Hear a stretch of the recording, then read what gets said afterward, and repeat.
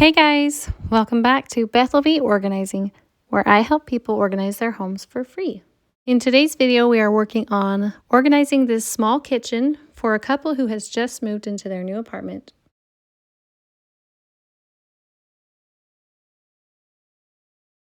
She reached out to me and asked if I could help her make things a little more practical and work a little bit better for her. So we're going to take these out of here and put them somewhere that she can reach them a little better.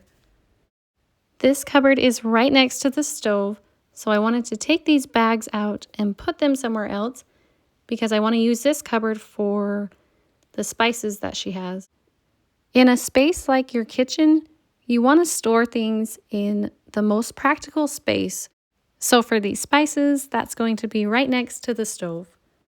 I had some glass spice jars that we could use, but she said she doesn't want to do that. She's not the type of person that's going to decant, and she doesn't want to have to deal with the labels and all that kind of stuff. So we're just going to leave them in their original spice jars. But if you are the type of person that wants to decant and get spice jars, I can link some of those below.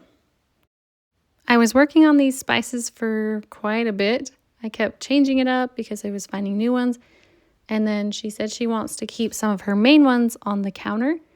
So we got a Lazy Susan, and I will show you that in a minute. But I kept working on this and I was trying to keep everything in alphabetical order. And then I realized at the end that I didn't put it in alphabetical order. So that was kind of silly of me, and I didn't realize that until I was editing this video. Normally, I would recommend not putting anything on the counters if you can help it. But since their kitchen is so small and they don't have a lot of storage space, she is also a visual person, and I always let the client choose what they would like or how they would like things. We are just about done with the spices, and right here is where I realized they are not in alphabetical order. So if she wants to change that, then she can. I don't mind if the clients change anything that I do. If it works better for them, then they can change it. This cupboard has all of her food storage containers. And if you have food storage containers, I would recommend storing them with the lids on, just because it makes so you can find things a lot easier. It also makes so you don't have to have a separate place for the lids. Now we are working on the cutlery drawers, and I tried to get some dividers to help make this a little more organized, but these drawers are so small that they wouldn't fit the dividers, and we may need to just get her something custom to fit these drawers better. She wanted to keep her main spices on the counter, so we got this Lazy Susan so she can easily just turn it and get what she needs. But all of the stuff did not fit on here, which was sad, but that's okay. And I think she has different sizes of spices, so eventually this will probably fit on there as she uses up the other spices.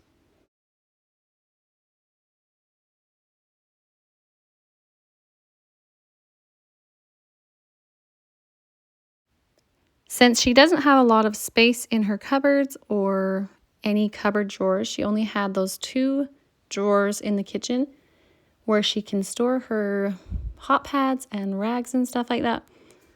Then we're going to hang them on this wall because she said she would rather be able to reach them better and see them than to have them in that cupboard up top. So I'm just washing down the wall and I'm drying it off, and because there was grease on it, so I washed down that, and now we're going to stick those on with these command strips.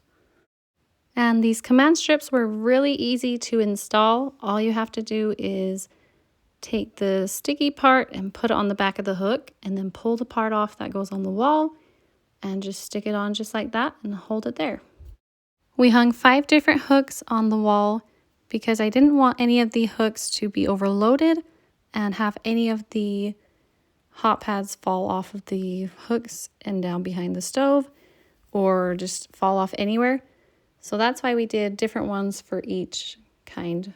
And I feel like it looks nicer than having one hook full of a bunch of stuff. So I think it looks more aesthetically pleasing to have them separately like this.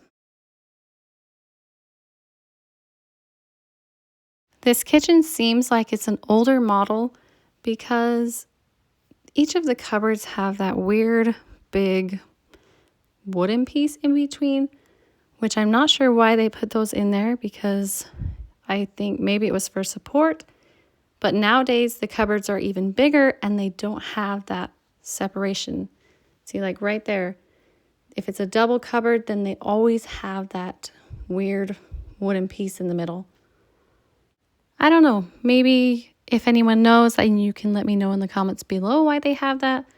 But it just makes so you can't fit anything very big in the cupboards. So I don't know. But now we're going to work on this under the sink, and then we are pretty much all done. So we had a couple containers that we were wondering about getting for underneath here, but I know how hard it is to pick containers, because what if you pick the wrong one or it doesn't work forever? And yeah, it's just really hard to pick containers. So for now, I'm just going to organize it and straighten it up, and then eventually we will get the containers for the bags and whatever else is underneath here. They actually didn't have a lot of stuff in this kitchen, and I was really surprised of how we didn't fill up all the cupboards. But if you do have a lot of extra space, I would make sure you use the bottom cupboards first, or the bottom shelves first. That way, if you're shorter or whatever, make sure you put all the stuff you actually use on the bottom shelves. We are all done, and I really enjoyed doing this video and working with this lady, and I hope you guys enjoyed it too. If you did, please give this video a thumbs up and subscribe if you're not already, and I will see you in my next video.